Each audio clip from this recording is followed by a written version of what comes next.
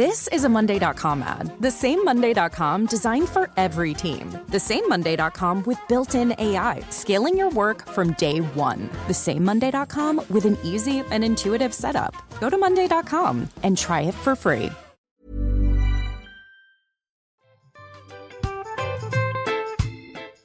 Vic, so do you fancy coming on a sober holiday? Don't worry, we're not talking about some corporate wellness retreat with cucumber water and enforced eye contact.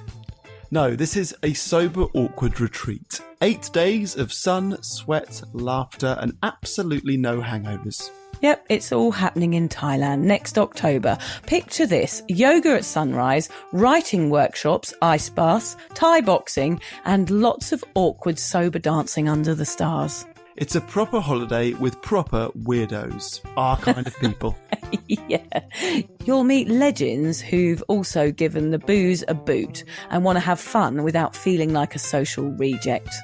Come solo or grab a mate. Bring your awkward, bring your sun cream. No pressure, no judgment, just a big, warm, sober hug in paradise.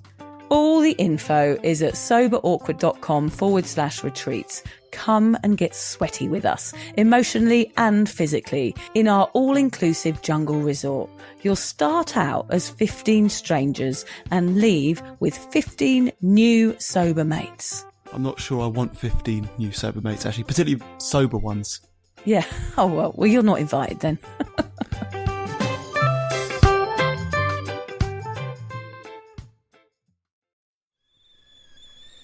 The kettle's boiled, Vic. Great. Perfect timing. Just a dash of milk for me, please, mate. Here you go. Shall we get started then?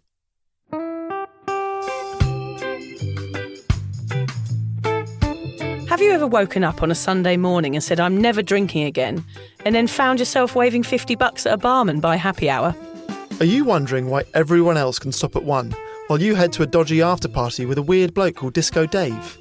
If so, it might be time to take a deeper look at your relationship with your reliable social crutch, alcohol. On each episode, we'll investigate our own dysfunctional dealings with booze and find out if it's possible to stop this deeply ingrained habit before things get too messy. Yep, we're going to open up a shame shed of humiliating drinking stories to help you understand why waking up from a booze coma each weekend with a kebab sticking out of your top pocket might actually be negatively impacting your health.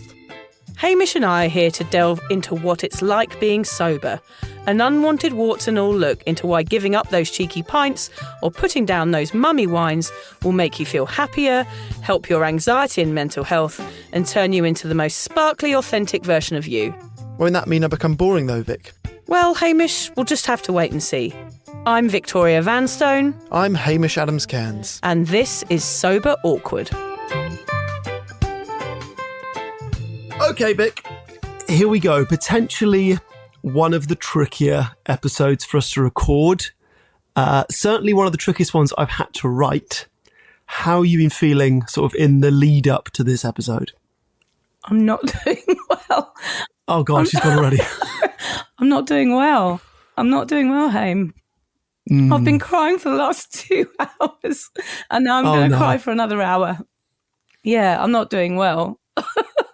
Honestly, it's not great. I thought we'd get to about 45 minutes in before the cracked voices. No. We're with less than 20 seconds in. Yeah, I feel anxious because I feel like this podcast is going to be even harder to do, but even harder for the listener to listen to because nobody wants to hear a middle-aged woman sobbing into a microphone, do they? Well, don't they? Isn't that not what they come for? Yeah, maybe. I don't know. But just before anyone worries, you can tell them, Hamish, what's happening today. Well, today is my final episode of Sober Awkward as a host. It has been a ridiculously hard decision, and we're sort of going to get to the reasons in a little bit. But what I was really keen to do on this final episode, because the risk is it just all becomes about the fact it's the final episode. And I think that is a bit self-indulgent.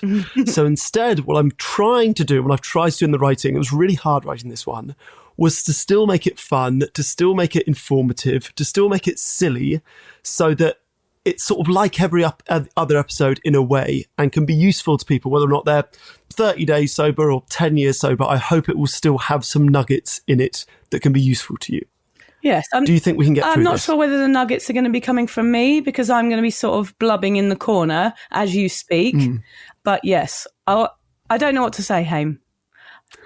This is not a monologue from me with occasional blubbery from you. I know, I think it is. I'm gonna need at least 20% of the dialogue to be from your end if you can.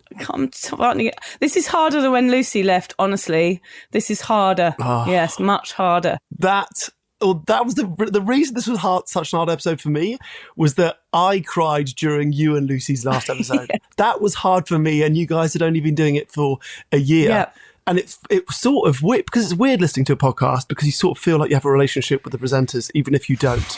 And that episode felt like a breakup. Yes. And I was like, it's weird that this feels like a breakup because between you and me, nothing's really changing. No. It's just from now on, our conversations aren't recorded and edited anymore. Yeah. So all our ifs and buts and stutters and the jokes that are too rude to make the podcast can just sort of continue in our normal lives. Yeah. But it does feel significant that we won't be recording them anymore. I think it's about change, isn't it, a bit Hamish? I remember we called that episode with Lucy Changes or Change or something like that, to Changes. And I feel like change is hard. It's like going sober is hard. It's a massive change in your life. And this, to me, it feels like a big change. And it not only makes me, it makes me nervous, but it makes me happy. But I think it's just the fact that it's a change, whether it's right or wrong or whatever. That's not what I'm feeling. What I'm feeling is just like the change is overwhelming. You know what I mean? Mm-hmm. Yeah. Yeah. It's scary. Change is always scary. Yeah, it's scary. It was tempting to write an episode where it was going to be like an hour-long laborious goodbye to much fanfare and ticker tape and thrown roses and thrown knickers and fireworks and general rapturous applause and standing ovations. I was tempted to write that episode. Yeah. And I kind of think we do write that episode if and when you decide you don't want to host the podcast anymore. Yeah. I will help you write that episode if that day comes. All right? I would definitely expect that if this podcast ever actually ends, which I'm sure it will at some stage. Okay, well, that episode is on ice. I've sort of in my head kind of scripted that episode, but that's for your final episode. My one is going to be a little bit different. Like I said, I hope this is still going to be useful to you. This is not just me patting myself on the back for an hour. Yeah. So what I've sort of tried to do with this one is I wanted to separate what I've learnt from sobriety, which is the sort of stuff we talk about in every episode, from what I've learnt from firstly being a listener to this podcast before I joined it, then hosting it and writing it, producing, editing, touring it, running our social media channels and being part of the Cuppa community. Later on, I will get to why I've made this decision. But I sort of hoped that this was the best way to not only bring you more into the conversation, so it's not just me talking to myself, but also to hopefully offer our listeners some reassurances of what they might learn from listening to this podcast and how they might grow through their sobriety. I guess from having this, this podcast is for you and me what it is also, I hope, for the listeners, which is a place where we can be held accountable for our sobriety, where we can feel less alone, we can feel part of the community, even if we never meet or see each other. And I kind of want to tell listeners, whether you're new or old to them, what I've learned from just being a part of this podcast, because I feel like there'll be some similarities in what I've learnt to what you've learnt and what I feel any listener can learn from checking in weekly with something like this podcast. That's sort of the way I've structured it. I've broken it down into the 3 biggest lessons I've learnt from the pod, and then we'll talk after that about why I've made this decision a little bit later. Okay. There is a chance in this reflective episode that Hame and I have both learnt similar lessons through the medium of this podcast. And no matter where you are in your sobriety journeys, and no matter where you sit on this great drinking spectrum, we hope that you can benefit in some of the same ways too. So Hame, it was back in July of 2022 that it seems like ages ago, doesn't it? That I asked you to join me for a walk, during which I told you that Lucy was leaving the podcast and I wanted you to join in as the new host. Now, years later and hundreds of episodes too, what do you feel you've learned along the way? Well, let me start off by saying that for those that don't know, I actually interviewed Vic on a podcast of my own before this podcast even existed. And then I think it was about a month after I'd interviewed you, you met Lucy and you started the podcast soon after that. Yeah. So any credit that anyone ever tries to give me for the success of the podcast, I always try and divert back to you and Lucy originally. It was literally you guys that started it from absolutely nothing to being a huge success. I just sort of got on the bandwagon at exactly the right time and managed to ride this success train and take some credit, which is not entirely fair because I do think you and Lucy were the OGs in that respect. So I was a listener to this podcast for about a year before I joined it. So even though I was still drinking, I was listening because it was funny and you two had great chemistry. So I always say that although our podcast is aimed at people who want to drink less alcohol or not drink at all, you can still listen even if you are a drinker. We are welcome to all, and we hope that there is fun and humour and cock jokes that apply for anyone, whether or not you're doing it with a beer in hand or not. My intention when you did eventually ask me to join the podcast was that, well, I was a young dad and I was a man, so maybe I could appeal to our male listeners. My background was in comedy, so we hoped I could sort of lean into growing the comedy side of this podcast.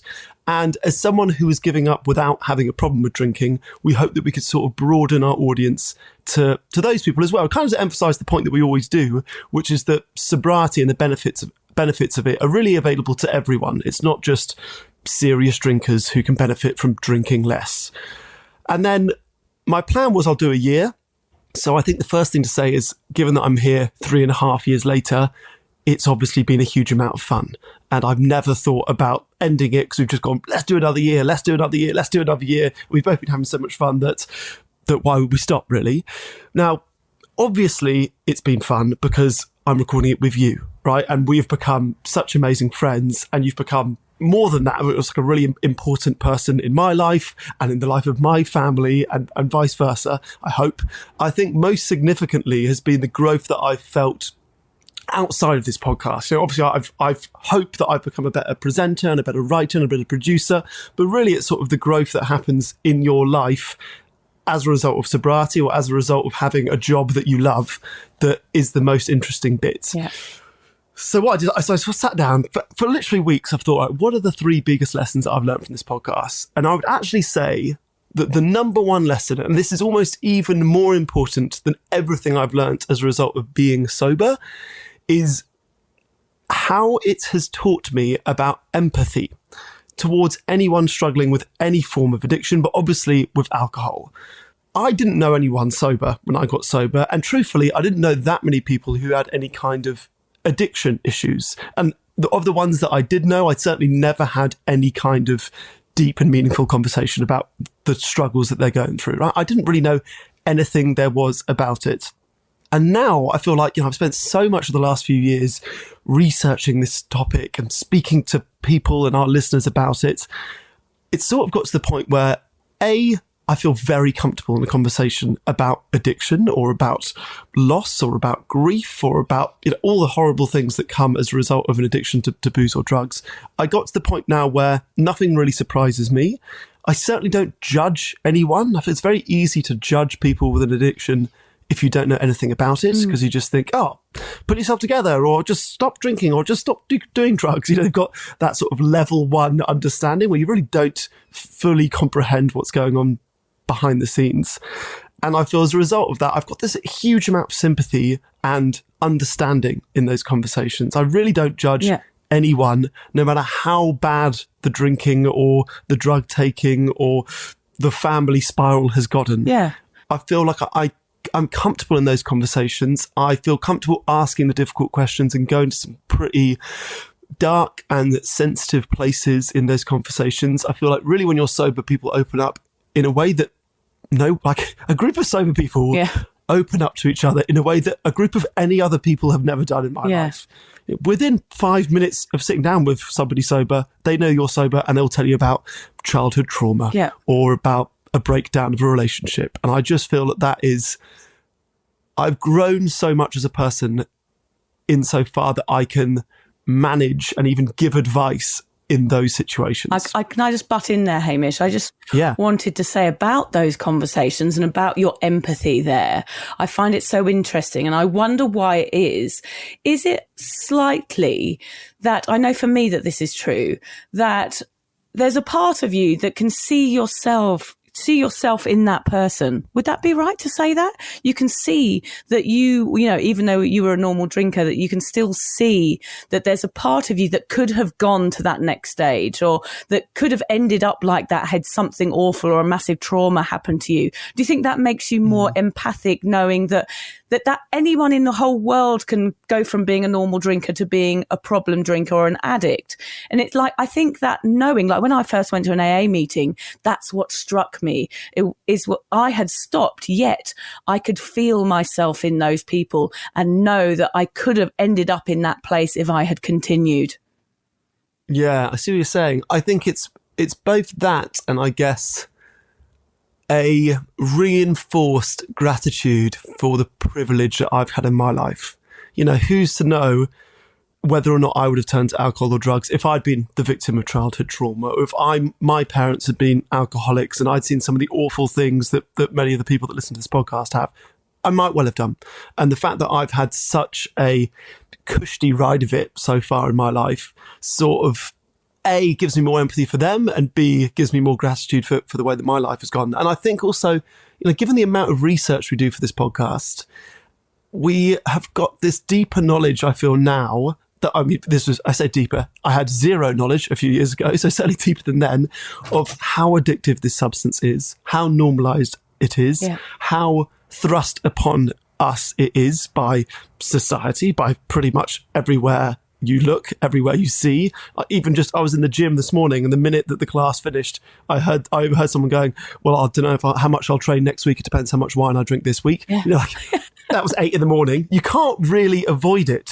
So it's hardly surprising that millions of people end up with a huge issue with it. Yeah, totally agree. And I think prior to that, I was just naive. You know, I had really no idea about this drug, and I'll talk a little more about that a little later. So I think it's sort of been like opening my eyes to what is actually going on out there. Yeah. And like, I can't come back to that word empathy, but yeah, just going a little bit easier on people who are having a really tough time with booze and drugs, because, you know, even in my story is very, very tame. Yours is slightly less tame, but still in the grand scheme of things, so ordinary in comparison to some of the people that we've met along the way. Yeah, and lucky too. Like, I think a lot of it's luck. It can be just a bad choice at a party that ends up leading you down a very dodgy road. You know, and that certainly happened to me a few times, and I could have taken it further than it has already went. And mine was just like a normal binge drinking habit. So yeah, I can understand how it gets out of hand very quickly, and it's almost, you know, it goes out of control so quickly too. It's crazy. And I would say, I guess one of the, coming back to that word privilege really, but I think one of the great privileges of hosting this podcast, and I guess for us being a visible face of someone that operates in this space, is that people come up with you and they share your stories. Yeah. And I've been so inspired by, I mean, the hundreds of conversations we've had through these stories, right? People who have turned their lives around when it looked like there was no way out. It's just wild. You know, people have told us about losing their homes, their jobs, their families. They've been victims of physical and sexual abuse. They've been fighting a drug addiction at the same time as an alcohol addiction. And they've slowly found a way to turn their lives around and rebuild everything through going sober. And I would say I'm sort of equally impressed and inspired by those people as the ones that come up to us who say, I'm in my 20s, I've drunk once or twice. It wasn't great for my mental health or my productivity, so I thought I'd give up now before it becomes an issue. Just incredible. Funny enough, a story for you, Vic. I was in a Uber. You know, we share quite openly, quite quickly. I was in an Uber for 15 minutes this week in Adelaide. And he picked me up like 11 at night, and I was saying, I'm exhausted, I don't even drink, I'm exhausted. This guy was 32 and he's never ever touched a drop of alcohol. The reason being is that his dad was an alcoholic, and he saw how it affected his dad. He ended up losing his life to cancer, and he was just a wonderful human, a wonderful dad, but he was a monster when he was drunk. He was like, I'm never ever going to drink. It was 11 minutes this drive, and we had this conversation. Wow. And I was thinking, actually, you know, that's so far removed from who I was, or it's so strong in a way to never just go, just not going to do it. because it is thrust on you. Like we said, everywhere you look, it's thrust upon you. So I'd say I'm equally inspired by those that have never drunk or have drunk once and twice and gone, nah, as I am the people who have turned their lives around from, seemingly rock bottoms. Yeah, totally. How do you feel about it all? I want to hear your opinion on... I don't want to feed you the questions, but yeah, my biggest takeaway from this podcast was increased empathy. Is that something that you've also felt in sort of reflecting on it? Well, I think I've never really thought about it in what I've learned from the podcast. It's funny to talk about it because I don't think I've mentally gone down that road because I'm too busy preparing it and writing it and doing everything that we do with it that I never really think about how I feel about it. But I absolutely know that I had no understanding of sobriety before I did it myself. And I genuinely thought that I would just stop drinking and carry on as normal. But there is nothing normal about completely real. This is what came up, that there is nothing normal about completely rebuilding your identity from scratch. So I think I've always been quite blasé about sobriety and about what it does to you. And now I'm empathic towards people because I know how bloody huge it can feel. I truly now understand what sobriety is. I know what it costs socially, how it disrupts the life you once had, how it shifts friendships, relationships, routines, and expectations. I know how it changes you, and I know how it changes how other people behave around you. And I know we both feel that at times. People often say, you were never that bad to me. Like old mates. So, you were like everyone else. You were never that bad. And somehow that really invalidates my decision to stop. It undermines the choice. And honestly, it makes me really pissed off. Why on earth would I choose to make my life harder for no reason? So I know we go on about the benefits of sobriety, but to get to those benefits, you certainly need to go through some harder life choices and changes, which takes therapy and hard work. That's what I'm talking about here. And I don't like it when people undermine that path. I did it because I needed to. Perhaps not like you, Hame, but I certainly needed to give up drinking. And because sobriety, when somebody says, oh, you weren't that bad, I think they're saying that it's kind of like an easy thing to do. I'm like, no, it's not easy. It's really, really brave. And being brave all the time can feel fucking hard, which is why sobriety is a hard path to choose until you get to a point when you feel like you're actually doing it properly. So yes, I have massive, huge empathy for anyone that starts this sober journey because it is very difficult, especially for heavy drinkers or grey area drinkers or anyone choosing sobriety. My empathy is absolutely skyrocketed for them since doing the podcast. I know how big it feels. I know how much courage it takes to stand up for yourself and take your life back. And I have nothing but respect for those people. And for you, Hame, too.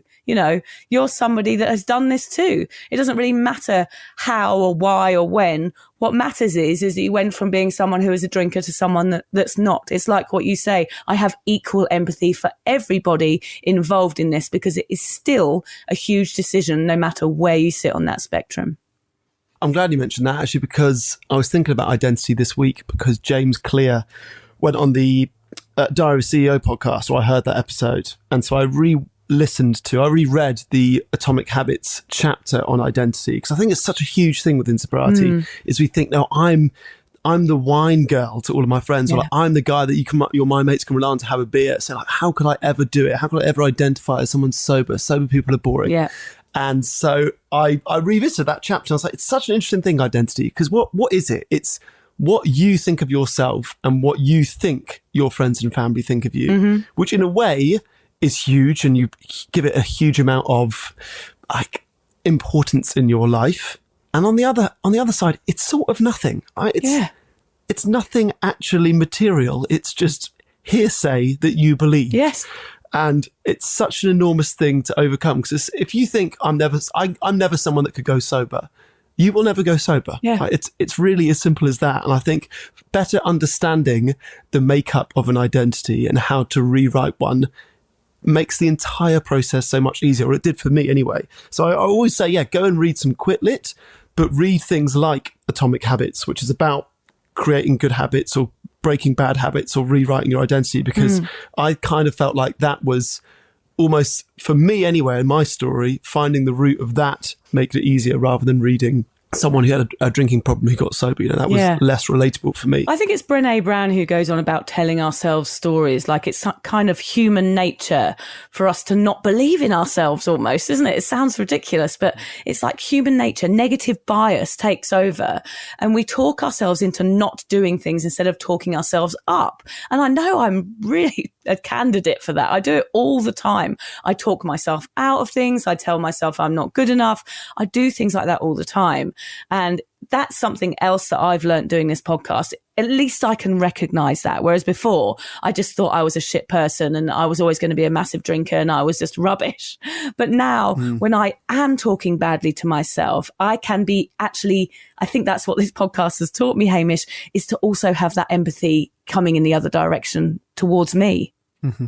Yeah. Do you feel more empathetic towards the drinker you were? Absolutely. Yes. Yeah.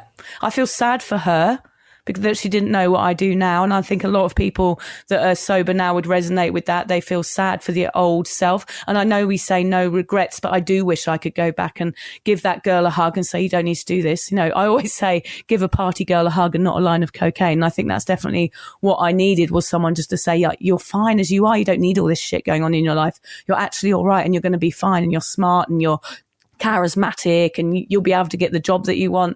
But I just didn't have any of those, phrases that I was good enough at going around in my head. So I just accepted second place, if you know what I mean. Yeah. Well, the second biggest takeaway that I got from the podcast, and I really have you in thanked part for this one, is how you can sort of find inspiration and fulfillment in the least likely of places. Right. So for as long as there's podcasts, so from about the age of 17 for me, I wanted to be a presenter. Did I think that my most successful presenting job would be presenting a sobriety podcast? Absolutely not. And the reason that I say that is because there might be someone listening today who can't fathom the idea of sobriety being something they could ever identify with, right? Because your friends drink and your families drink and you love meeting friends for drinks and wines and cocktails and you think you're more fun when you're drunk. And to be honest, you quite like the feeling of being drunk and you feel that nobody would accept the idea of you kicking the booze. So someone might come up to you like they came up to Vic and go, you're really not that bad. I don't know why you of all people are giving up. And I want to reassure you by saying that Vic and I were just the same. We felt all of those things 100%. And not only did I not know anyone sober, like I said, I didn't really know anything about sobriety at all. And then suddenly, oh, hi, Hame, you're going to start hosting a sobriety podcast next week. That is a terrifying place to be in. So what I did with it is I started to learn about it slowly but surely. So I followed some Instagram pages. Then I read a couple of books that you'd recommended me, Vic. Then I listened to a couple of podcasts, other sobriety podcasts or sober people talking in interviews, just to be inquisitive and listen to people's stories, which is the way that I like to consume anything I'm trying to learn. And then I began to research the topic of alcohol and what it is and how long it's been around for and why it's marketed the way it is and why it's such a popular drug for so many. And then finally, I started to use my own body and my own life as an experiment to learn a little bit more. Yes. So I was like, what would it feel like to be 30 days sober? Or what does it feel like to be 100 days in or 6 months? And what does it feel like to do that first year? And how would it feel to go raving or public speaking or socialising or dancing without alcohol? What could I actually learn from this? And slowly but surely, I began to notice, I feel like the similarities that every single person has with regards to their feelings towards alcohol. There are patterns, whether or not you are like me, just like an occasional binge drinker, or whether or not you've developed a huge problem with alcohol. I feel like everyone that talks to me about this sort of feels the same kind of a love-hate relationship with alcohol, maybe more love at the start and then it gets a bit complex and then suddenly a bit of hate, or love 3 days a week and then you hate yourself 4 days a week. Really, everyone that I speak to has kind of the same feelings towards it. The more I learned, the more I experimented on myself, I slowly built up the confidence to be able to host a podcast on this topic and offer people some kind of advice on how to drink less or not at all. Even though I was someone that, I can't really emphasize how little I knew about this the day that I took on the podcast. And that is what that is what has inspired me in really any other field of my life, in that you can start something from square zero. Yeah. Where I'm in my 30s, I'm not 10 and learning a new piano for the first time, and get to a point in a very fast period of time where you feel confident to hold conversations or to give advice on a topic. And I really hope... How well did you do that? Like, it's quite incredible, really, for somebody, me to ask you to go sober. And then you were like head first, weren't you? You were all in. I've never seen anything like it. You were reading the books. You're like, right, I'm going to do this. And not only am I going to do it, I'm going to do it fucking well. And that was like really a joy to watch, wasn't it? Because you were like, okay, I'm going to do this and it's going to be amazing. And it was never a question. You're not like me. I think you go into everything with a really positive frame of mind. And you were like, okay, I love this podcast. I'm going to go in there and I'm going to learn as much as I can about this. And that's why people loved you, Hamish. And it was because you were a normal drinker, and that opened it up to so many people. Just that one point. Here's this guy, he's never done it before, but look at him change and look at him learn, look at him grow. It's really an interesting perspective being from somebody who wasn't a problem drinker. And that's what's made this good, is because you tried everything and never questioned the path that you're on. You're like, I'm definitely feeling better. I'm going to keep doing this because I know this is good for me. And that is an interesting story for everybody out there.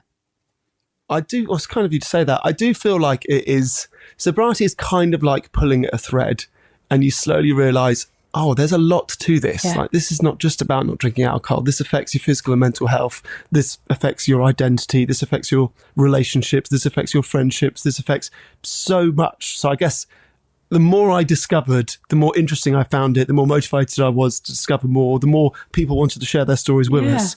And then suddenly, like, more than me, you're living in a world where all of your thoughts are about this, or lots of conversations. People are like, oh, you host the Sober podcast. Let me unload my drinking relationship, my relationship with alcohol onto you at a wedding or like in a supermarket. Those are always interesting conversations. So I guess the more I realised this topic is not dull, the more I threw myself into it. Yeah. Yeah. But what about you? You were similar to me. You were a binge drinker, zero knowledge of sobriety, zero people in your life that you liked who were sober. And now you're years sober. And like, this is your job, and this is your life, and this is what you do every day. And you've got books and blogs and podcasts on it. How did you get to today's point? Because like I said, there'll be people listening today who are 30 days sober and they're like, this feels like an uphill climb. This feels way too hard. Maybe I'll do it for another week or two. How did you get to the point where you are today, and how fast do you feel like you got there? Well, it's funny, isn't it, Hamish? Because I was those people. I was that person lying in bed Googling, am I an alcoholic? I was the one, lying in bed again with, terrible anxiety pumping around my body. I have been there. And I certainly didn't arrive at sobriety polished or enlightened or ready to be a voice for anyone. That was never, ever my intention. I arrived clueless, like you, terrified, and with absolutely no idea what I was doing. So, I was exactly the same. Everybody starts out there, don't they? But what I did do the first day was I started writing, not because I thought anyone would read it, but because I needed to make sense of what was happening to me. I didn't know that would be something I would even enjoy, but it felt like the right thing to naturally do at that time. Then I started sharing my story, and that's where everything changed. People started listening and they started talking back. They shared their stories with me. They said, me too. And I think that's what you're describing there, Hamish, is people saying, me too. I felt like this too. And suddenly, when I got to that point, sobriety didn't feel lonely anymore, and it didn't feel silent. It became more of a conversation. And eventually that conversation led to Lucy, and that conversation luckily led to you. And that's what's been so nice about it. It has been a learning process for me. And somewhere along the line, I think my mission changed a little bit. At first, I'll admit this, I thought I was simply helping others because I'm a people pleaser, right? So it was my intention, right? I'm going to help people because that's the sort of weird thing that I do. But what I did not realize was that in doing so, I was also helping myself. The more I supported people, the more educated I became. So the longer you do this, the more you read, the more podcasts you listen to, the more posts you do, the more you learn. And the more I researched and wrote and listened and learned, the stronger and steadier my sobriety became. Helping others was kind of like my anchor, Hame. It was like my purpose. And it was a reason to keep going when, for me, sobriety felt hard. It was kind of what kept me on track. I didn't just accidentally end up here. I did work at it. I must say that I didn't accidentally, have this podcast and do this with you. It took me a while to create everything that we do.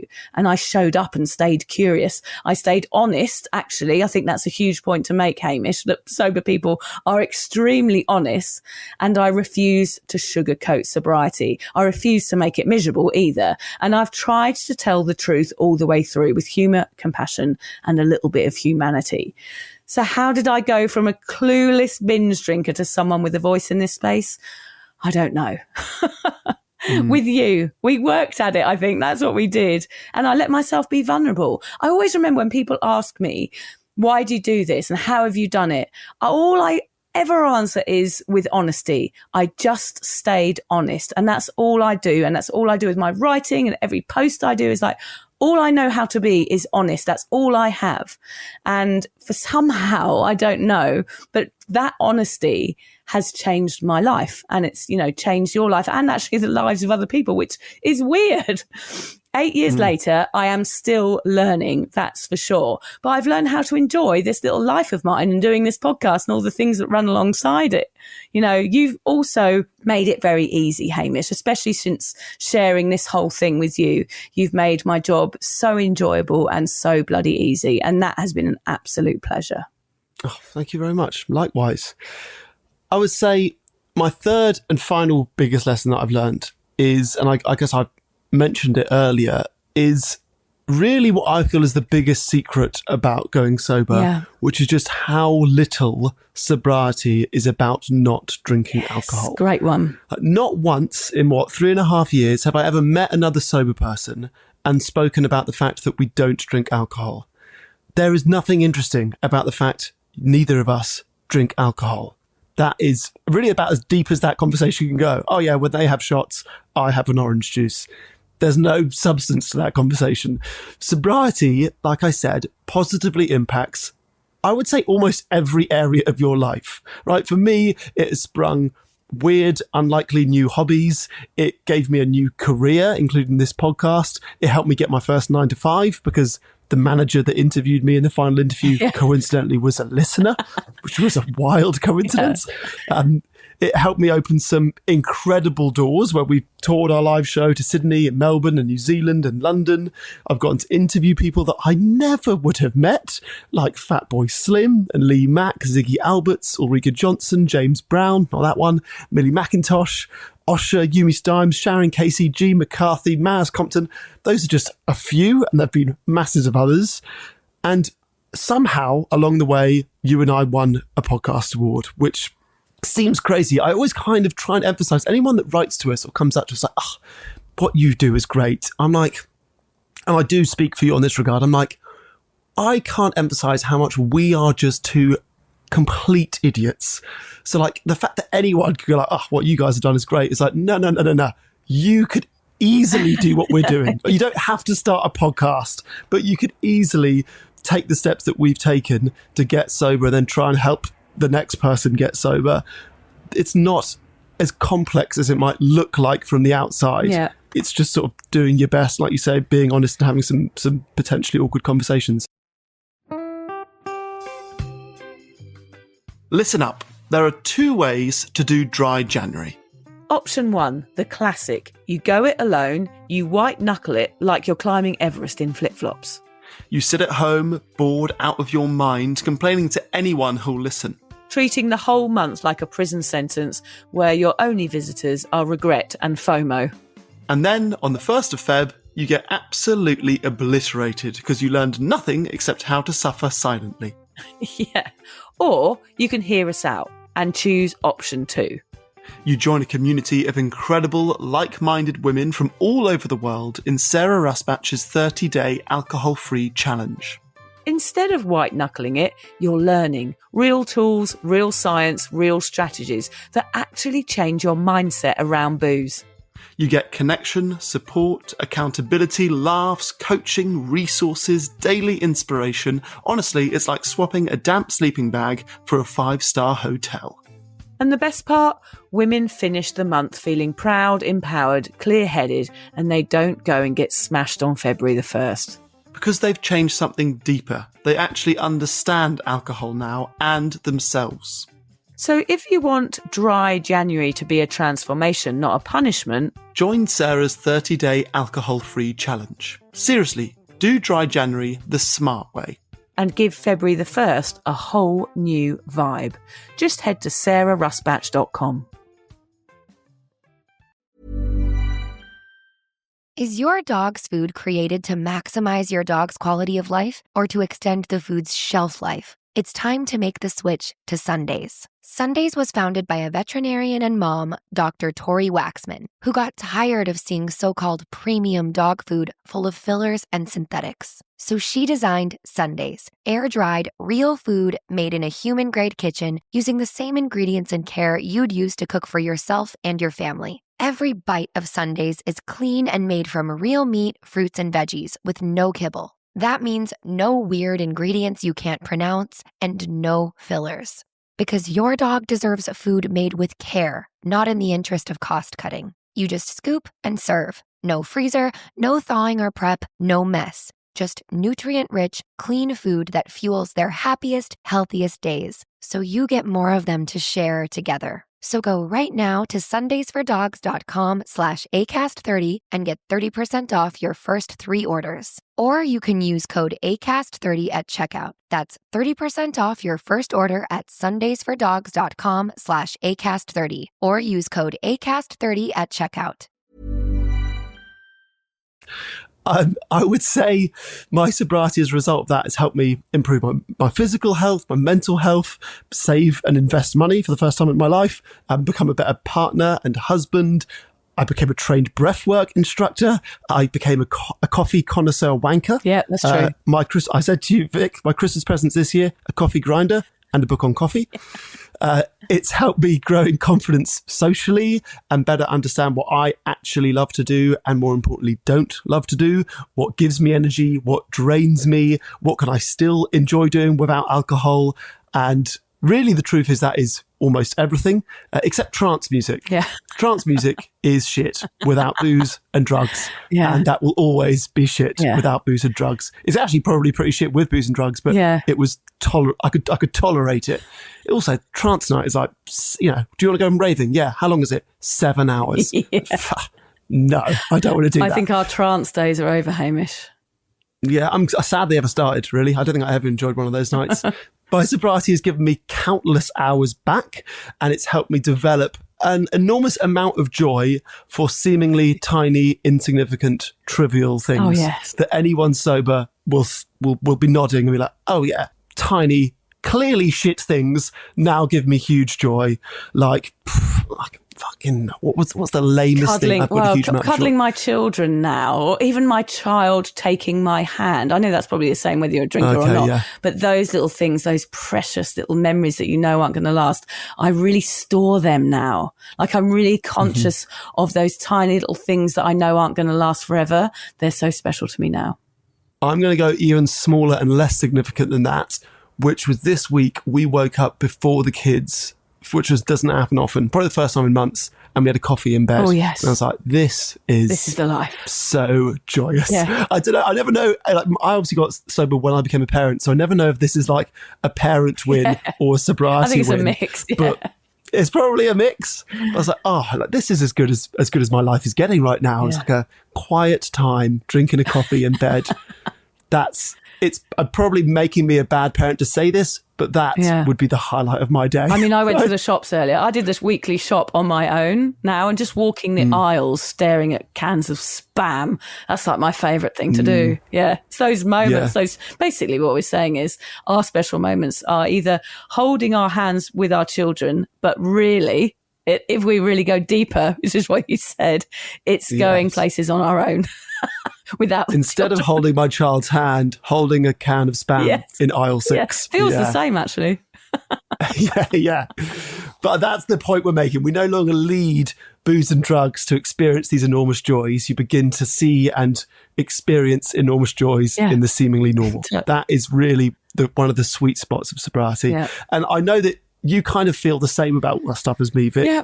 So what I wanted to ask you is, instead of just reiterating what I've said in different words, was what would you say to anyone who's still stuck in that mindset of thinking that sobriety is about giving something up, right? It's about making your life a little bit worse and a little bit harder, rather than seeing it as a potentially good move. Like, they only see the cup half empty. What would you say to those people? I think it's so hard when you're sort of stuck in a rut, you know, you're kind of repeating your behavior, going out every weekend, and it just becomes so normalized that you continue the habit and you think you're going to be like that forever. But I think what I would say, Hame, is you've done that. You've tried drinking. How's it going for you? How is it actually going for you? Like, sit back for a second and reassess. Is drinking going well? I don't know many people who would say, my drinking is great.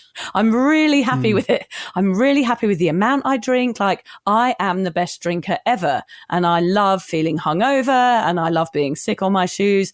I love it all. If you're a binge drinker, it's highly likely that you are questioning your alcohol intake to some degree. You might not be lying in bed thinking, I'm never ever going to do this again. But there might be times when you're hungover and thinking, is this what life is? You know, is this my future? Is this what every weekend is going to be like? So I think my message would be that, you know, you've done drinking. Is it making you feel motivated? Is it making you fulfilled or happy? And if it's a no, then maybe it's time to try a different way for a bit. That's all, just for a year. I mean, I say a year because I think really all the good bits of sobriety definitely kick in after a year. So yeah, give it a year, give something a year. You may have given drinking 20 or 25 years. How about you just give sobriety a year just to dip your toe in and see what it likes? You've done booze, I would say. It might be time for a little life upgrade. And as we say, Hamish, we always guarantee that that will happen. It's the only guarantee we will ever make. But in that year, so much stuff is going to happen that's going to make you feel the opposite to what booze is. You're going to start feeling motivated. You're going to start feeling happier, and you're going to start feeling fulfilled. And that can be huge. That's true. Of all the thousands of conversations we've had with people who have gone sober or that still drink, never has anyone said to us, God, I regretted going sober for that year. Never happened. Like, never. No. Yeah, there's ups and downs, but no one's ever been like, oh, it was such a relief to go back to drinking after my 6 months of sobriety. Yeah. You know, that doesn't seem to happen. No, never happens. Never happened once. We have quite a lot of people who go back to drinking and they're like, oh shit, this is crap, and then come back to sobriety. That happens a lot. And if they say they're going back, well, as soon as they say, I'm going to go and try moderation, I don't say it, but really in my head, I'm saying, see you in a couple of months. You disappear for a bit and you're going to go on a massive bender, and you're probably going to think you're enjoying it for the first couple of weeks, and then it's going to go downhill very, very quickly. And then you're going to be, hey, Vic, I'm sober again. And I'll be like, yes, welcome back. Yeah. I met someone recently at a drinks party said that. I was sober for 2.5 years, then I went back for a bit, and I've been sober for 2.5 years since. I've heard this story before. I think once you start, especially if you get a little way in, it's always going to be something that you want to get back to, isn't it? Always. Mm-hmm. Now, I'm going to get to the point where I try and explain why I've made this decision. Okay? And the first point I wanted to make, because I know someone will be thinking this, is I'm not leaving because I had a massive blowout and drunk 10 pints of Guinness. No. Okay, that is not the reason. There have been numerous situations over the last 3.5 years when I've been given a glass. I was like, if I drink this, the podcast is over. I never did drink it, and I didn't have a blowout last week, and I was like, shit, Vic, I'm out, okay? That is not the reason. Damn it, that would have been a good episode, Hamish. The relapse. Well, Vic and I have always joked that a good way for us to end the podcast together would be to host a live show, and then during the opening credits we do a Jägermeister bomb, and we're like, boom, we're back on drinking, podcast is over, see you later. It would have been cool. We also thought about maybe having a shot of Jägermeister after everyone's chair watching, but I thought that is potentially illegal, and we don't need to drag everyone down with us to end their sobrieties when we end ours. Although we want to. So we have talked about that. Yeah. That's not the way this podcast ends. No. You could end it that way. I've decided not to. It's not going to end. It's not going to end in that way, I can assure you. Okay, good. Good. I'm also not leaving the podcast because Vic and I have had some massive fallout, and I'm not enjoying it anymore, and we're like, fuck this, I'm out. I'm thrilled that I'm ending it whilst I'm still enjoying it, and I'm still loving our recording days. And sadly for you, Vic, you will be stuck with me as a friend in your life forever. Just because the podcast ends does not end that. With that being said, it's been such a tricky decision, because what I say to anyone who asks me about the podcast is that I don't think I will ever have as great a job in my life as this, in that we do something and it feels silly and trivial that we sit and just sort of 80% of it is talking about cocks and vaginas, but 20% is about sobriety. And somehow it reaches people who are in trouble and who can lean on us and feel like they've got a friend and feel like a familiar voice is joining them on their dog walk, and it can help them. And I don't know, other than doctors, I don't know many people who have jobs that help people's lives. I've always said I wasn't clever enough to be a doctor or brave enough to be a fireman, and I don't want to be in the army. But talking about, it turns out, sobriety in a attempted comedic way, I can try and do.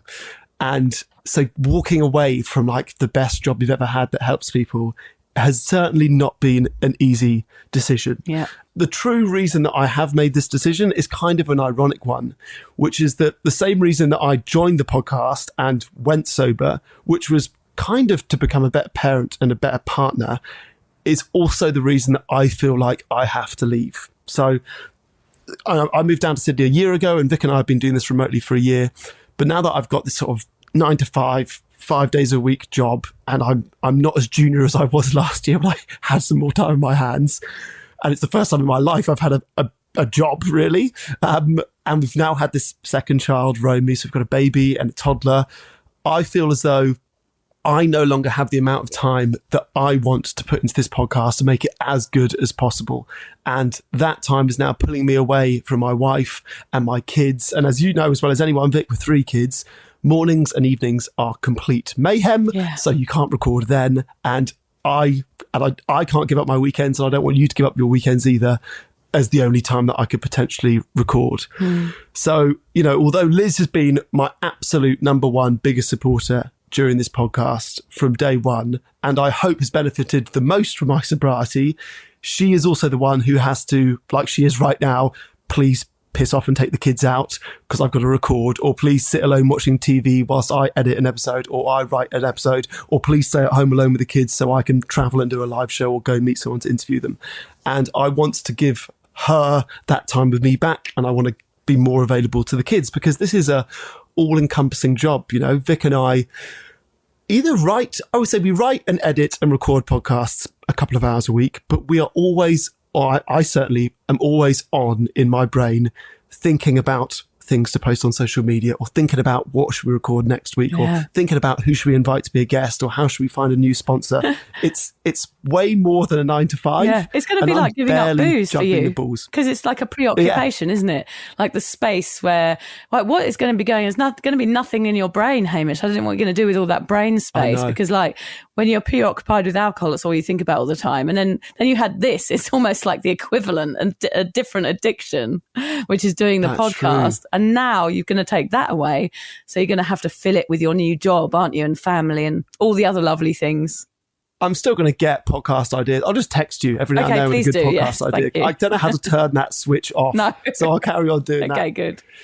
Another reason that, I was conscious of not wanting the podcast to get stale, and I felt like if I'm not giving it the proper time, and, I've been doing this for 3.5 years, I don't want people to feel like, okay, we sort of heard Hame's bollocks. Yeah. And I didn't want to repeat myself, or people to get bored of listening to me and my perspective on drinking, or the way that I got sober, because I know that my story might be relatable to some of you, but it certainly won't be relatable to all of you. And, I know that the reason this podcast works is that you and I have got a good connection and we work well as a sort of presenting duo, mainly because we make each other laugh and we take the piss out of each other a lot. But I sort of feel as if you are more than capable of creating that connection with really anyone, as I've seen you do with practically anyone you ever meet. So I'm not unique in the situation of us clicking as a podcasting duo. So I certainly don't feel nervous about that going forward. Yeah. As for, I guess, the next steps for me, I'm not going to get drunk today. That's not something people are like, oh, great. So now you're sober. Like, does that mean we can party tonight? I'm like, no, that's not the reason I'm giving up either. I don't intend to go back to drinking alcohol straight away just because I don't have a podcast keeping me accountable every week. I guess my situation or my approach to alcohol has certainly not changed as a result of giving up this podcast. I've always said, I don't know if it's forever, but I'm going to take it indefinitely. It's just going to sort of carry on like that as far as I know. And I will stay a listener of this podcast. I will stay a supporter of this podcast. I will stay a cuppa member for anyone who wants to reach out. And I would say this might not be the last time you ever heard of me, because I'd be quite up for popping in for a special. I'd be quite up for interviewing anyone that you feel like you don't want to interview, because I absolutely love doing those. Yeah, you're so brilliant. This might not be the final time. Yeah. Well, I do love those. Those have been like one of the highlights of the whole thing. Yeah. So it might not be the end for me. I hope not, Hamish. I hope not, because that would be too sad. But yeah, and I'm really nervous in front of famous people. So if I get a famous person, I'm going to be straight on your case. I'm going to be like, Hamish, come on, you got to come back. You got to do some work. I will happily do that. But I'm sure people are listening and go, okay, cool, Hame, you can move on now, but what does that mean for the podcast? So, Vic, what do you want to do next? What is this? When I told you this bombshell, it was a bit, which I was terrified to tell you for a long time. Casual way. How long had you been thinking about it before you actually slipped that into the conversation? I cannot tell you how much sleep I lost over this. Oh, God. Like, the first person I told was Liz, and I was like, okay, I need to do it. And I don't know how, I don't know when, I don't know what words to use, I don't know. It needs to be so clear in my head that I'm not going to say it, then go back on it, and my reasons have to be completely like legit. Yes, yeah. So I lost a lot of sleep. In the end, I told Vic I wanted to do it face to face, and I never really got the chance. We saw each other on the Sunshine Coast briefly, but I just couldn't pick the right time. And eventually I did it after a recording episode, and I was like, I want to give you as much time as possible. Yeah. And you actually, this was you. I was terrified the way that you would respond. Yeah. And actually, what I underestimated was A, how lovely you are, and B, how much of a people pleaser that you were. And you're like, oh yeah, fair enough, that's all good. And then about an hour later, you're like, okay, Hame, holy shit, this is actually like, I'm struggling to deal with this news. I think I'm going to cry. I was like, it was just delayed. To me, you were wonderful. And then I feel like the news landed. You're like, oh, this is big. Yeah. No, I do you know, I think I felt it coming. Mm-hmm. I don't know why. I just felt like, gosh, this isn't going to last forever. I thought there's something going on here. I thought with the new job, I thought he's not going to have time. I just remember thinking that this is going to be hard for him. He's not going to have time. He needs to give this job 100%. And I think when you told me, instead of being shocked at first, I think I was like, okay. But it took me a while to get used to the idea. And I did cry as soon as we put the phone down that day. I was like, oh God, oh no. And it wasn't because I'm sad. It's because I'm happy. Do you know what I mean? Yeah. I'm just happy about what a wonderful time we had. I know that sounds soppy and stupid, but I'm not sad. I'm really grateful, and I'm really, really happy that, I met you and we got to have this amazing time together. And we did all these incredible things. We travelled the world and won an award and all this crazy stuff that we did, which I'm going to get into in a minute, so I'm not going to completely lose it. And and when you told me, I was shocked, but I think I felt it coming. So I thought, I knew that this couldn't last forever. And I knew that you'd go out on the crest of a wave, because that's what you needed to do, because, your family and your job's more important than this. And I realised that you weren't going to have enough time to do it with everything that was going on in your life. And I just felt like, well, that's the right thing for him to do. I didn't feel any animosity whatsoever. The same with Lucy. It's that change thing. People move on, people change. And I'm still stuck here like a fucking idiot, carrying on. So I am going to carry on. There you go. That's the news. Okay, tell us. Well, I thought about quitting. I was like, okay, this never is going to be the same. And I felt like, gosh, right, I same as you, I had some very sleepless nights about it. And I didn't feel sad, as I said. I just felt grateful. But then I was like, well, what shall I do? Is anyone even going to listen? You know, will people continue listening if Hamish and I aren't, if it isn't us? I couldn't comprehend it almost. But then I had a few weeks since it's probably been a month, hasn't it, Hame, since you told me? And we've been having a few chats about it here and there and talking about what we're going to do. And I've just been really mulling it over. And for once, I didn't want to rush into anything. I just wanted to have a really long, hard think about it. And I'm actually now feeling excited about it. Not in a way that you're leaving, but like I feel like Sober Awkward still has life in it. And I don't quite know what that's going to look like. I'm definitely sad that you're leaving, but I've had time to digest it and I'm really in a good place with it now, so don't worry. I did think about stopping, as I said, but the truth is I genuinely love doing Sober Awkward. I know it helps so many people, and whether it sounds silly or not, I feel partly responsible for the listeners. Can you understand that, Hamish? Oh, Vic, that's why I struggled to stop. I was like, then I was like, is that ego? I was like, I feel like people have attached their sobrieties to the podcast. Yeah. So if I stop, and people will be like, oh, fuck it, like, hey, stop, so I'm going to go back to drinking. I was like, that is all in my head. That doesn't exist. Yeah. That is just ego talking. And this podcast is kind of good for your ego, and that people come up and like, oh, you helped me get sober. And I was like, I can't carry on, A, because of it's nice for your ego, or B, because I feel responsible for anyone who's like, the podcast helped me get sober. That's not enough of a reason to keep doing it. No. But it's like, I know what you're saying. That's hard. It's a funny one. But I know it helps people because we get messages all the time. This podcast has helped me. So I feel like I want to continue it, not only for them, because that's what I feel like is right to do, but also for me, because it does keep me in check. It keeps my sobriety close to my heart because I'm always working on it. And as we said earlier, I'm still always learning. So not only am I doing it for the listeners, I want to get on with it for myself as well. I want to keep going for them and for me, really. And I love this podcast. I love what it stands for and I love what it gives people. A giggle on their morning walk. If that's all, Hamish, then I think it's worth doing it still.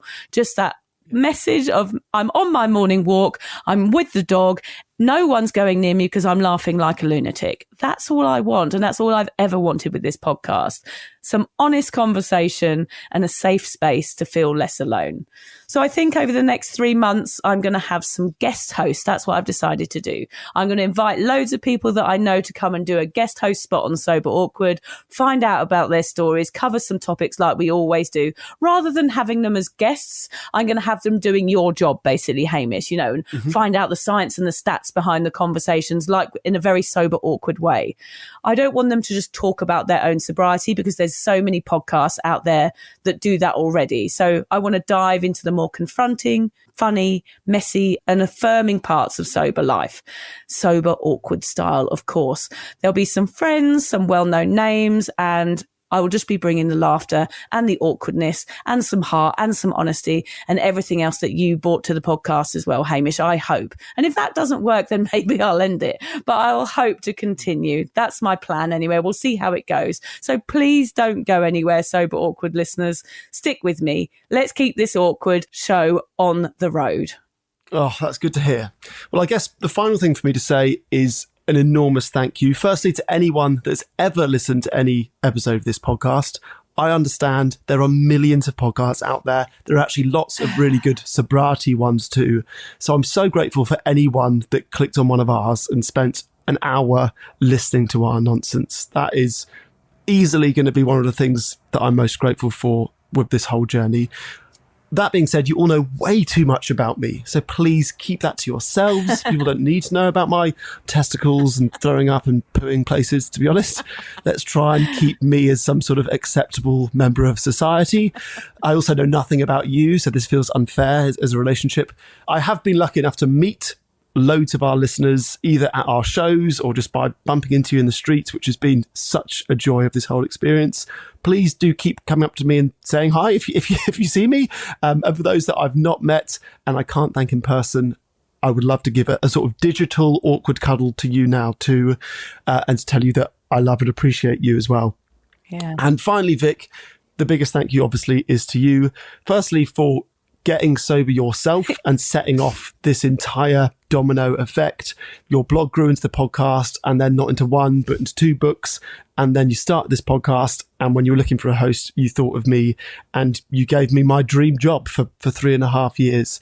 And I guess even more importantly than that, and the podcast and what we have grown, is I've made an incredibly close friend on and off the mic, and someone that I love, and that someone that makes me laugh, and that someone I'm excited to stay in touch with and be a part of each other's families' lives, as I said at the start. Yeah. That has been the greatest joy.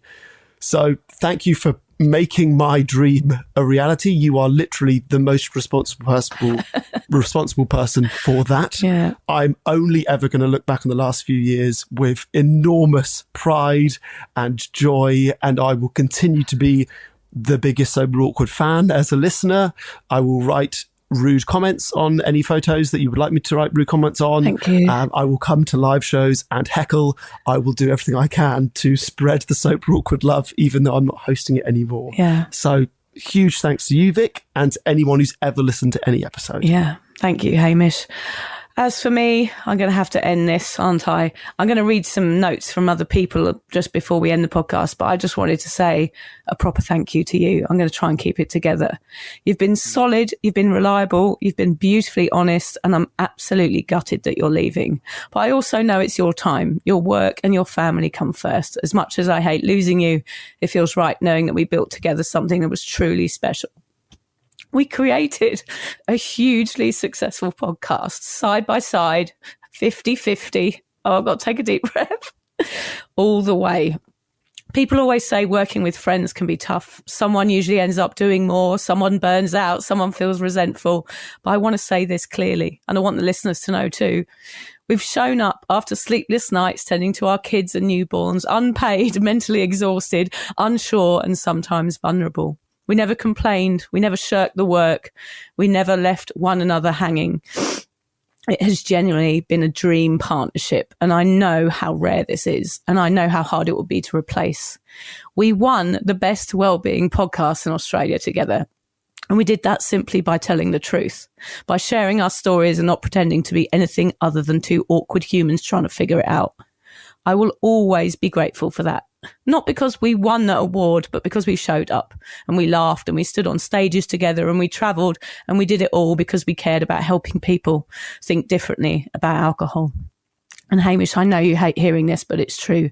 You've saved lives. We do not read every email out loud, but we see them. Messages from every corner of the world. People saying, Sober Awkward saved me. I have a baby now. I have my relationship back. I'm still here because of you two.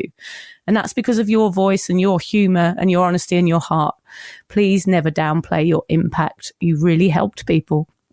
You changed lives. Oh, dear. And I won't ever forget that. And lastly, I'm going to miss you terribly. Thank you for being there for me. Not just on the podcast, but as a brilliant friend. I will look back on this time with you with so much pride. Oh, God, I'm finding this hard. Knowing we created something meaningful and joyful together. I am nothing but grateful, and you're welcome back anytime. Oh, dear. How are you after that? Oh, yeah. You're pretty good. I'm useless at this sort of thing. I've been preparing for this all month, really. Knowing today was coming. I've got a couple of messages from friends here. This is from Lani. To my darling friends, Vic and Hamish, it's an extremely sad day to hear that Hamish is leaving the podcast. Hamish, you're so different to Lucy, but you brought an amazing new balance to Vic's hilarity and experiences that I could definitely relate to, and it allowed me to question my own relationship with alcohol. You're such a great example. We'll miss the laughs, the great interviews, but I won't miss your awful Australian accent. Please never do it again, but I wish you all the best for you and Liz and your beautiful family. And we love you, Vic. This is from Dan. Dear Hamish, I'm gutted to hear you're leaving the podcast, but I know it's for the right reasons. You've been awesome. I know from the minute I first met you in the pub, ironically, on Sunshine Coast, you were going to be an absolutely perfect fit, and you've done even better for that. Well done for being a brilliant sober person, but more importantly, a brilliant person, full stop. I know your hard work has been helping countless people, and that's not to be underestimated. Well done. I look forward to keeping up the friendship and being rude about your football team.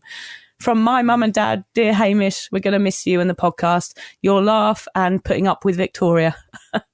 I think it's going to be impossible to replace you. Thank you for the years that you've put into helping others. You have changed lives and I'm sure saved lives. Thank you, with Maureen and Roger.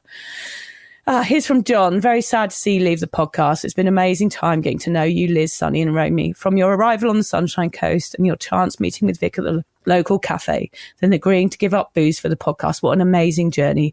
You will always be an integral part of Sober Awkward. I've got a message here on my phone. Wait 1 second, from Anita, who's just messaged me because I haven't told anyone yet. So obviously it's hard to try and get messages from people. But I told Anita, dearest Hame, the lanky one, I can't believe you're going. Huge heartful thank you for sharing your boozy stories, honesty, wisdom, vulnerability with us. It's meant a lot. Your posh voice, interview skills, dick jokes and professionalism lifted the quality of the show to another level, and you'll be missed. Craig David, Pinocchio and the cricket will forever remind me of you. Big love and hugs, Anita. And the last one is from Liz, your wife. Hame, that's going to make me cry, this one, and you.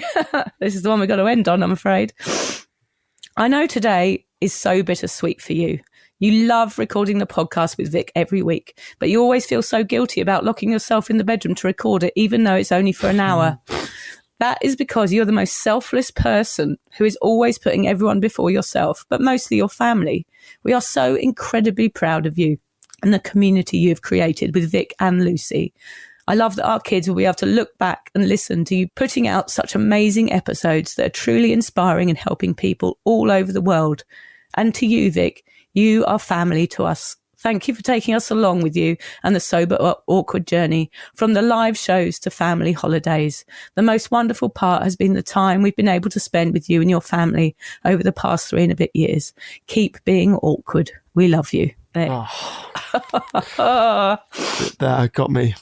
Yeah. Oh gosh. Yeah. They were wonderful. Those are the people that have listened, I think, to every single episode that we've ever done.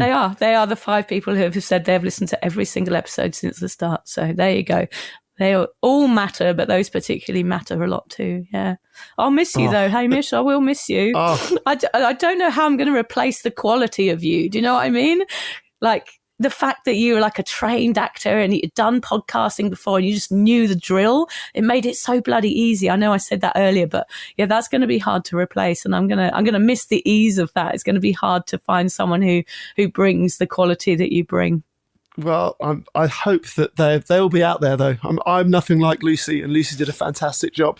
So it'll look different and feel different, but I think there is, like you said, there is plenty of life in this podcast still. Yeah. And you're the driving force. So as long as you're there, there is the sort of pillar to lean on that can help people out. Yeah. So it's weird. I feel like it feels so big, doesn't it? It does. It feels big for us. I kind of feel like I'm dying. It feels like either I'm dying or this is the last time that we ever speak. This is a living funeral.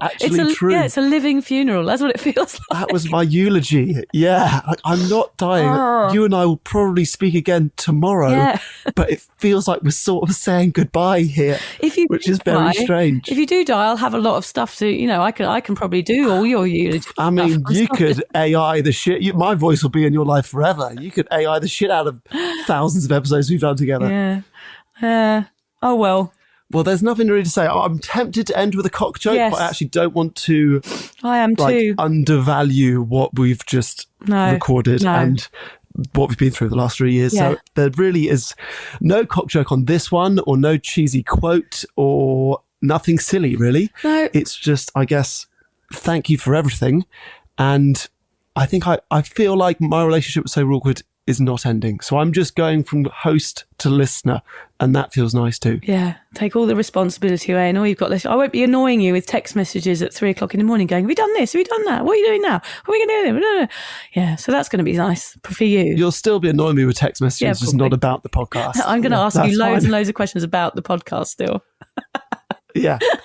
What about this? What do you think of this, Hamish? No, I won't, I promise. Well, Vic, good luck with it. Thanks, Good Hame. luck with it. Thanks, I'm excited to see what it looks like next. Appreciate you, and good luck with your job and everything you do. And, everyone's going to miss you terribly. And I'm dreading telling everybody that you're leaving, but it's time, and we wish you all the love and luck in the world. Yeah.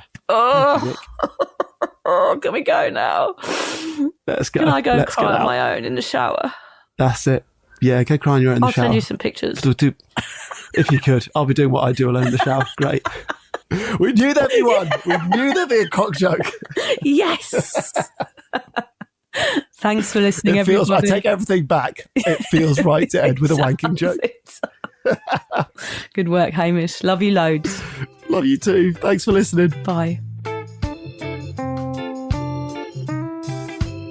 If you're questioning your relationship with booze, you're struggling to moderate, or your hangovers are causing anxiety, it might be time to reach out for some support. Yeah, just talk to a mate about how you're feeling, contact a local doctor, find an AA or sobriety group. Vic's got one. Yeah, just head to www.cuppa.community. Remember, if you're questioning yourself, it might be time to seek support. Even though this journey can be awkward, it is definitely worth it. And if you've enjoyed the Sober Awkward podcast, don't forget to review it, rate it, and share it with your mates. They have to share it with their mates? Yeah, of course they do. I'm not doing this for nothing, Hamish. Bloody hell. How do they share it? I don't know, just write it on the document.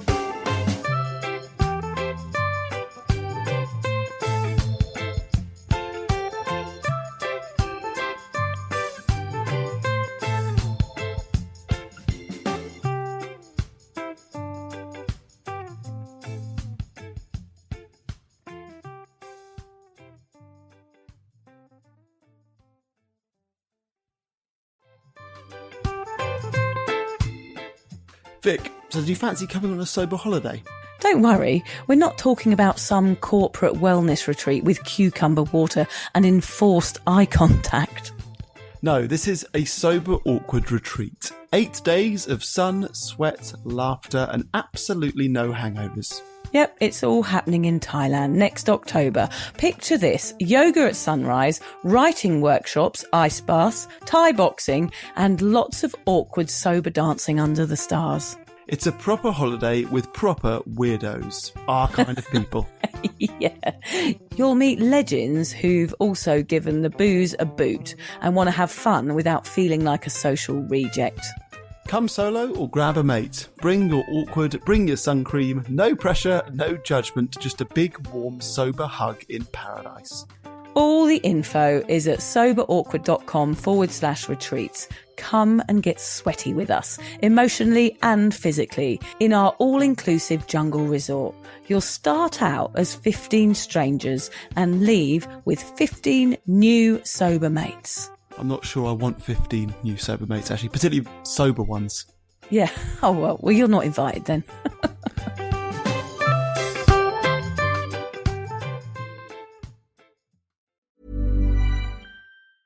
Why choose a Sleep Number smart bed? Can I make my site softer? Can I make my site firmer? Can we sleep cooler? Sleep Number does that. Cools up to 8 times faster and lets you choose your ideal comfort on either side. Your Sleep Number setting. JD Power ranks Sleep Number #1 in customer satisfaction with mattresses purchased in-store and online. And now, the more you buy, the more you save on beds, bases, and more. Limited time. For JD Power 2025 award information, visit jdpower.com/awards. Check it out at the Sleep Number store or sleepnumber.com today.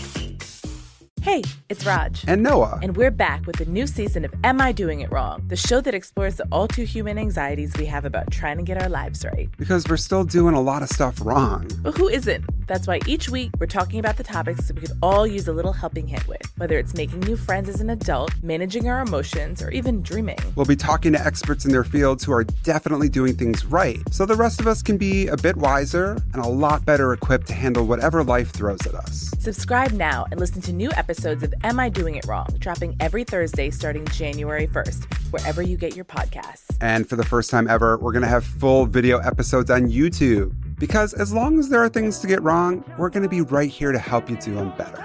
Love y'all.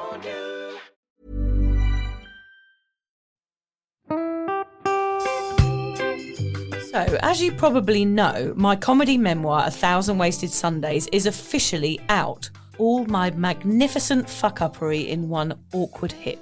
If you'd like to get your hands on a copy, it's now available from all good bookstores. We always say all good bookstores, don't we? Yeah. Are there bad bookstores? No, it's probably ones with moody sellers. Oh, yeah, really Yeah. depressed librarian folk. Yes, Okay, yeah. So there are probably some, but we're only storing it in the good ones. It's only made it into the goodies. You can also get it from all good online retailers. The print version and ebook are out now, and the audiobook will be available in March. I've been writing my memoir for 5 years. It will make you laugh, cry and cringe, and hopefully inspire a few people to reconsider their relationship with booze. If you love the podcast, then I think you'll love the book, even if I do say so myself. Hamish has read it. What did you think? I feel like I know a little bit too much about you now, to be honest, Vic. Look, I really loved it. It was hilarious and surprisingly moving, but I feel like I've seen you naked in a literary sense. Yeah. Does that make sense? Yeah, that's worrying. Yeah. From an emotional point of view, seriously, it wobbled my teeny weeny wooden heart, Vic. Okay. My teeny little wooden heart. Well, his wooden heart is broken. Anyway, so if you do manage to get your filthy mitts on a copy, please do me a favour and head to goodreads.com and give me a review. Doing that will help me get it out there to those that need a bit of sober support. So there you have it. My story, unwanted warts and all. Come and get awkward with me. Not to be too demanding or anything, but seriously, go and buy it now. Go and buy it right now. Yeah, don't just tell your friends, buy it, and then buy your friends one or two. Yeah, don't give them a copy, buy it. Yeah. And you know what? Don't be careful where you store it. If you lose it, you can always buy another 5. Buy another one. Yeah.